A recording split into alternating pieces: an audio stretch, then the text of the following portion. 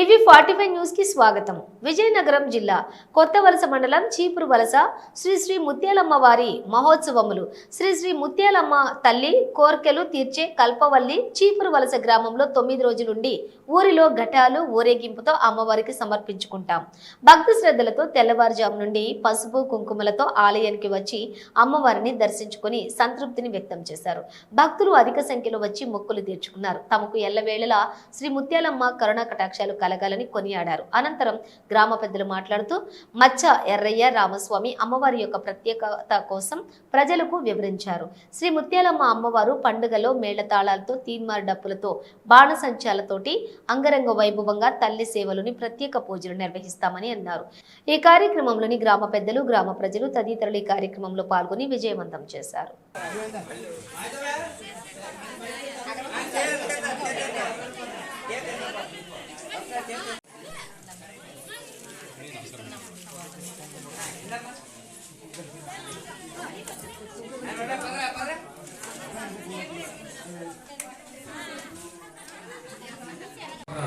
బుధవారం తారీఖు 24 ఈ నెల 15వ తారీఖున 9 రోజుల పండుగ చాటింపు చేస్తున్నాము. ఆ క్రమంలో బుధవారం అది కొద్దిగా చేసుకుంటే చాటింపు జరగడం జరిగింది.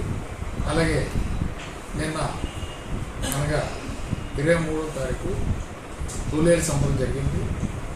ఈరోజు అనుపు కార్యక్రమం జరుగుతుంది.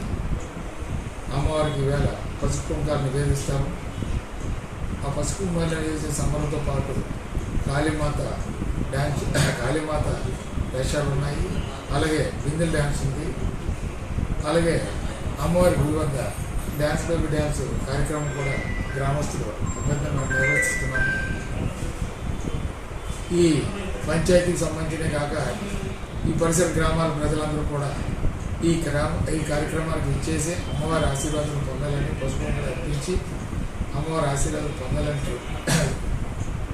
అభ్యర్థన చేసుకుంటూ మరి నేను చదువుకొస్తాను. మచ్చ ఎర్రామస్వామి కొత్తవలస మేజర్ పంచాయతీ సర్పంచ్. కొత్తవలస మేజర్ పంచాయతీలో చేరిన హ్యాబిటేషన్స్లో రెవెన్యూ విలేజ్ అనే చీపురు వలస మా సొంత గ్రామం. మా సొంత గ్రామంలో ముత్యాలమ్మ అమ్మవారి పండుగ 9 రోజుల పండుగ పెద్ద పండుగ చాటింపు చేసి ఉన్నారు. గత 10 సంవత్సరాల కిందట అమ్మవారి పండుగ చేయడం జరిగింది 2015లో. ఆ తర్వాత అప్పటికి ఆ అమ్మవారికి ఆలయం లేదు, ఓన్లీ మర్రి చెట్టు ఉండేది. మర్రి చెట్టుకే మేము పండుగ చేసేవారు. అది హుదూ తుఫాన్లో 2014లో వేళ్లతో సహా పెట్టబడింది. దాన్ని తీసేసి ఆ స్థలంలో